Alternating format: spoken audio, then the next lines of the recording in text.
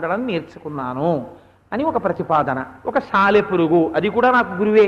సాలెపురుగు ఎలా గురువు అంటే, సాలెపురుగు తన నోటిలో ఉన్నటువంటి లాలాజనాన్ని దారంగా మార్చి గూడు కట్టి ఆ గూడులోనే ఒక చివర కూర్చుని అందులో వాలినటువంటి ఈగ దగ్గరికి పరిగెత్తుకుంటూ సన్నటి దారాల మీద వెళ్ళి అక్కడ పడినటువంటి ఈగని ఆ దారాల మధ్యలోంచి గూడు చితికిపోకుండా తప్పించి తీసి తన నోట్లో పెట్టుకుని ఆహారంగా మింగేసిన తర్వాత మళ్ళీ అదే దారాలని ఆధారంగా చేసుకుని గూడు పాడవకుండా ఒక మూలకి వెళ్ళి చక్కగా కూర్చుని మళ్ళీ వేరొక చోట గూడు కట్టుకుందాం అనుకున్న నాడు ఈ ఉన్న దారాలన్నింటినీ తన కాళ్లతో కలగాబలగం చేసి గూడు నాశనం చేసి వేరొక చోటుకి వెళ్ళి మళ్ళీ సంకల్ప మాత్రం చేత తన నోటిలోంచి ద్రవాన్ని దారంగా మార్చి గూడు కట్టుకున్నటువంటి సాలెపురుగులా సంకల్ప మాత్రం చేత మహాకామేశ్వరుడే ఈ సృష్టి చేసి నిర్వహించి లయం చేద్దాం అనుకున్నప్పుడు ఈ బ్రహ్మాండములను తనలోకి తీసుకునేటటువంటి పరమేశ్వరుడు నాకు సాలెపురుగు యందు దర్శనమైనాడు.